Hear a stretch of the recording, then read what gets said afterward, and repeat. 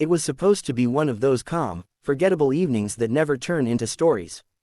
The sun was setting, the air was cool, and my driveway had become the perfect hangout spot. A few folding chairs, some cold drinks, low music playing from a speaker, nothing loud, nothing wild. Just friends unwinding after a long week. We were laughing, sharing old stories, and enjoying the peace of being off duty and stress-free. The neighborhood was quiet, kids had gone inside, porch lights were coming on, and everything felt normal, until we noticed her.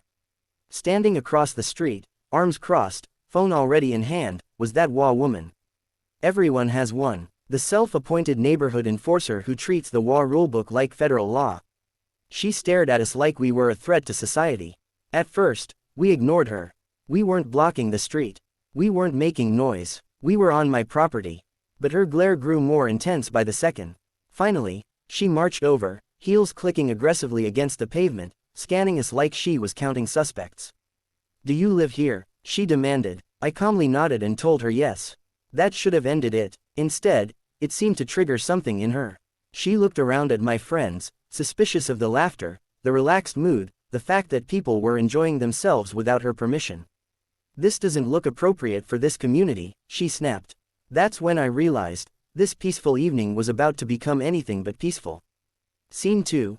HOA Karen escalates the situation. Karen didn't just complain, she performed.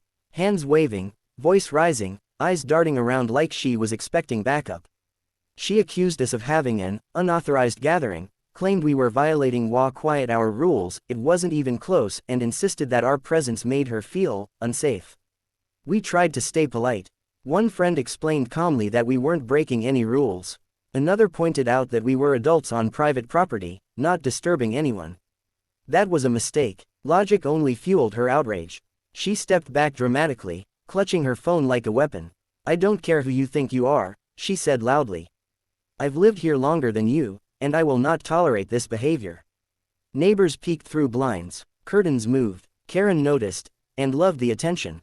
Her voice got louder, sharper, more theatrical. She accused us of drinking excessively, implied criminal behavior, and hinted that she'd already been watching us.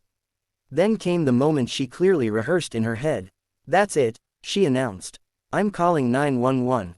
We exchanged quick looks, a couple of smirks. One friend nearly laughed but caught himself. No one stopped her. No one argued. We just waited. Karen clearly expected panic, maybe apologies, maybe people scattering. Instead, we stayed seated, relaxed, calm. That seemed to confuse her more than anything. "You're not even concerned," she snapped. I simply replied, "We've got nothing to worry about." She didn't know how true that was. Scene 3. The 911 call full of lies. Karen turned away slightly but made sure her voice carried. She put the phone on speaker, pacing back and forth like a prosecutor presenting a case. "Yes, there's a group of men loitering in a residential driveway," she said, exaggerating every word. "They're acting suspicious, drinking, possibly armed, I don't know." We raised eyebrows at each other. "Armed, really?" she continued, layering lie upon lie, describing us like a criminal gang instead of a group of friends sitting on lawn chairs. She even claimed she felt threatened, glancing back at us as if hoping we'd react. We didn't. One friend quietly whispered, "This call's getting recorded, she's digging deep." Karen finished the call with a satisfied nod, as if she'd just saved the neighborhood. She folded her arms again and waited, confidence dripping from her posture. "Oh, they're on their way," she said smugly. "Let's see how tough you are when the police get here." That was the hardest part, keeping straight faces. Someone coughed to hide laughter. Another friend shook his head slowly. From down the street, faint sirens began to approach. Karen smiled. Scene 4. When the police arrive. 2 patrol cars pulled up, lights flashing briefly before shutting off. The moment Karen saw them, she rushed forward, waving wildly and pointing back at us. "Those are them," she exclaimed. I told dispatch everything. The officers approached, professional and calm. One looked at us, paused, then squinted. "Hold on," he said. "Is that you, Dave?" Another officer stepped closer. "No way, Mike, what are you guys doing here?" The entire mood shifted instantly. Karen froze. We stood up, smiling now. Handshakes were exchanged. Laughs broke out. Someone joked about being called in while off duty. Karen's jaw dropped as reality slammed into her. These men are police officers. She stammered. One officer nodded. Yep, off duty, on private property, no laws broken. Karen started backtracking fast, mumbling about misunderstandings and safety concerns. The officer turned serious, explaining the consequences of false emergency calls. Her confidence evaporated. Scene 5. Karen's ultimate defeat. Karen's face turned red, then pale. The authority she thought she wielded vanished completely. The officers calmly but firmly warned her about abusing emergency services and filing false reports. She didn't argue this time.